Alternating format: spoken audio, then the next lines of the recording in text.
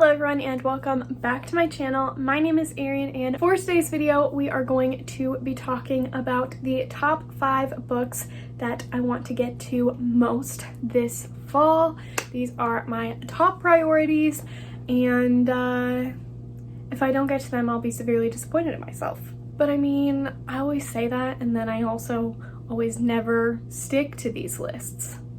So I'll probably just end up being disappointed in myself. Hopefully that's not the case. So the first couple you will probably recognize if you saw my September TBR, which I will have linked down below if you are at all interested. The first one is the one that I was the most excited to read in that video, and that is Ninth House by Leigh Bardugo. This one came out last year. I don't know when the sequel is coming out, but this is the first book in the Alex Stern series. This is her adult fantasy, like super atmospheric series that she's doing. For whatever reason, I am particularly drawn to this right now.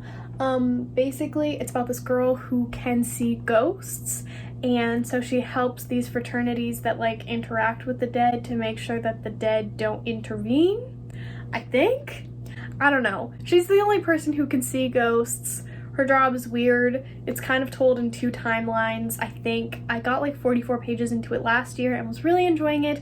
I just was going through a lot at the time and didn't think that I could mentally handle this book, so I did set it down, but I am super freaking pumped because I remember what I read and I freaking loved what I read. The next book, these are in no particular order of like least to most important.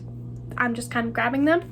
But the next one is Serpent and Dove by Shelby Mahurin. Sequel to this, Blood and Honey, comes out in a couple of weeks, and what got me excited to read this one was that I saw Naya from Naya Reads and Smiles reading blog for Blood and Honey and just her excitement about it. Plus, so many people really enjoyed it, and hearing the synopsis again for whatever reason just really resonated with me. So basically, this is about a witch named Lou who ends up married to a witch hunter named Reed in 17th century France. And that just sounds like the perfect atmosphere that I'm kind of going for this season. Again, I talked way too much about that in my September TBR, but I'm super excited to just delve into another fantasy. This one's set in France, and I'm really excited to read this one. Next is another one that was released last year and I meant to get to, but it just never ended up happening, and that is House of Salt and Sorrows by Aaron A. Craig. This is a retelling of the 12 Dancing Princesses, and that really got me excited, but it's like a mystery thriller kind of take set in a fantasy world, and that sounds like everything. I'm picturing a cold day where all the leaves are on the ground, having a bunch of candles lit, and just rain, it being super cozy and atmospheric while reading this, and it's a great picture in my head. I'm really excited for it. So, super pumped for this one. I think it's gotten pretty decent reviews. It feels like a book that I would enjoy. And yes, I said feels like, not looks like, not sounds like, feels like. Don't ask me.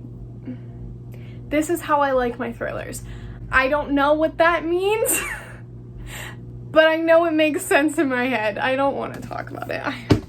There's something wrong with me. Next is one that so many people have read. The final book in this series came out in January of this year, I believe, and it is The Diviners by Libba Bray. Again, one I've been meaning to read for ages. This is set in 1920s New York City, and basically it deals with supernatural elements. There's a super diverse cast of characters. It's a really thick book, but again, I'm not gonna say it because I will roll my eyes if I hear it again from my mouth, but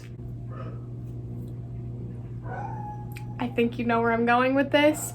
I'm so excited to read this one. Plus, again, it's kind of like a mystery whodunit type thing, but with a team of people, and that, again, just sounds so good.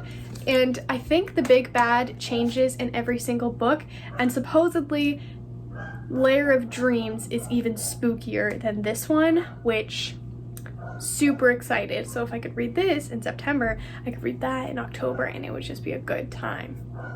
That's all I'm saying. That's all I'm saying. Then lastly on this list is the longest and most intimidating to me, and that is House of Earth and Blood by Sarah J. Maas. This is the first book in the Crescent City series, which is her first ever adult fantasy series. Obviously, she has a couple of other young adult fantasy series, but I'm super pumped for this one. Also, ignore my dog's barking. Someone just got to my house and she barks at everything and everyone. She is fine. She's just our alarm system, if you will. Anyway, I don't really know necessarily what this one is about, but seeing as it is a pretty dense and intimidating fantasy, I figured fall time would be a good time to read this one. Again, fantasy is kind of what I'm going for, and there's like a mystery in this one as well too, which I just realized. So there's kind of like a mystery element in nearly all of these books, which I didn't realize till just now, but like good on me for having a recurring theme throughout all of the books that I picked. Those are the top 5 books that I'm looking to get to this fall. I would love to know what books you are trying to prioritize this season. If you do seasonal TBRs, how you set up your TBR. So let me know down in the comments, but I hope that you guys enjoyed this video. I hope that you're doing well reading, mentally and otherwise, and I really hope to see you all in my next video. Bye guys. What's there to say? There's nothing but space in between you and I.